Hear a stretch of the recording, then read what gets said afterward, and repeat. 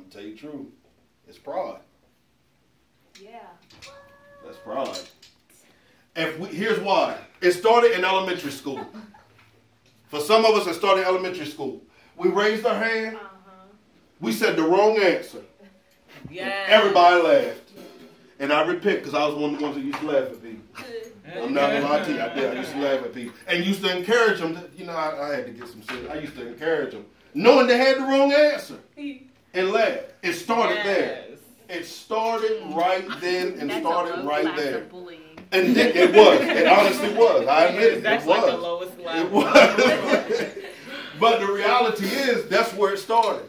And then as we grew up, now we become apprehensive in class to answer anything. And we would have the short answer. And we still become apprehensive. We'll sit in service and know God is dealing with us prophetically. We know he is. We know, because I'm going to tell you the truth. Here's how I know when God deals with me. Because I know me. And outside of him, the stuff he gives me, I couldn't come up with. I couldn't. Not, regardless of how smart and intelligent I may be, I could not come up with some of the stuff without him. So I know that it's him. But we have to deal with that. I don't want to be embarrassed. I don't want to be embarrassed. And I know that's not, it's not, and I don't downplay that. I don't downplay it. I don't. I really don't downplay it. But if you're ever really going to be humble, do you know the base word of humble is, or humility is? It means humility. I mean, humility. Humility, that might be a new word. Humiliate. That's what I was thinking. I was going purple. I was like, oh, I was thinking the same thing. Song popped right in my head. But it means humiliate. Humiliate. Now, I'm not saying you're just going to get up and God's going to humiliate you. But at the same time, getting up and stepping out there, launching out into the deep, is humiliating.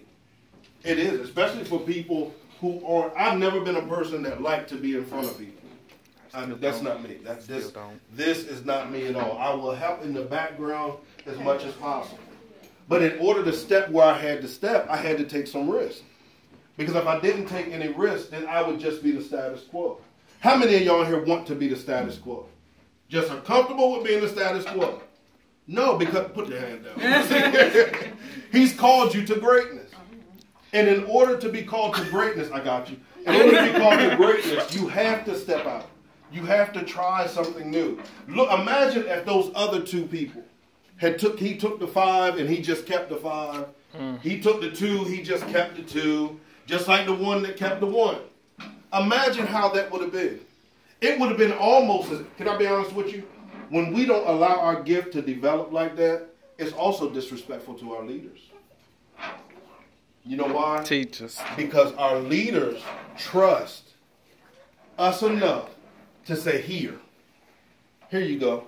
Here's my mantle. Here's all the people. Look, that's how you do it. I won't receive it. Here's all the people that were broken, that were hurt, that God used me to heal. Here, I trust you with those people. That's what he's saying. And when we sit there and we just sit there with it, we're like, okay, God, what do I do now? What do I do? Oh, God, I got it. I don't know what to do with it. You do the last thing you saw him do. Elisha and Elijah. That's my 2 favorite Bible characters right there. It said that Elisha, E-L-I-S-H-A. Go ahead with your question before I go to that. They wanted to know this. Yeah, the status quo. What is that? What is status quo, that means that you just live a life like everybody else. You're no different than anybody else. Oh, okay. You know what I'm saying? You're right there at that base level or below. You're basic. You're basic, okay. yeah. Thank you. Okay. Because I've read it before, but I know some people. And I don't think anybody in here is basic. Surely ain't. Everybody's unique. Everybody's awesome. Everybody's called to do weird, great things. Strange. So we can't be basic. We can't be basic. But here you have Elijah and Elisha. And this is going to answer every one of y'all questions that are saying, well, I don't know what to do next. And then we're going to be done for the day. I don't know what to do next because I'm at this place and God called, Apostle told me I'm supposed to be an intercessor and I'm interceding, but I don't know what else to do. You study that thing and keep letting that thing develop. Well, I'm supposed to lay hands on the sick and they're not, I'm supposed to lay hands on the sick and they recover, but I don't know what else to do. Honey, there's a whole bunch of hospitals, nursing homes, all that out there that you could be out there laying hands and watching God heal. Well, God, I heard I got the deliverance mantle, but I don't know what to do with it. First, practice self-deliverance. Cast some stuff out of yourself first. Cast some stuff out of yourself and discipline yourself so that you don't open doors for it to come back. But here we have Elijah and we have Elisha. Okay? These two, this is how we know what to do when the mantle is dropped in our lap. Elisha and Elijah. Elisha served Elijah.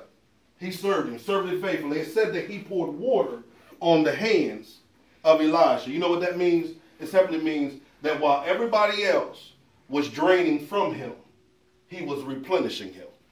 He was replenishing strength back to him. He ministered to him. He ministered strength back to him. Like y'all do with Lady Nika when she finished, that's what he did. Okay? Now, it said that Elijah was getting ready to be taken up by God. So they're going to 3 different places. As they're going to 3 different places, Elijah asks Elijah, he tells him, you're released. You don't have to come with me. This isn't a mandatory service, so you don't have to go. Now, some of us, when we hear it's not a mandatory service, we get excited because it's not mandatory. That means we don't have to go. But you have to learn a lesson in this thing. He told Elisha, you don't have to go with me. And Elijah said, as long as you live, I'm going to follow you. All right?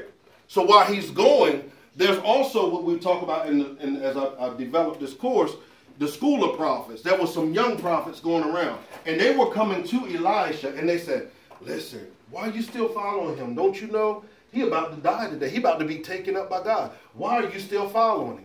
And he said, listen, I don't have time for y'all. I need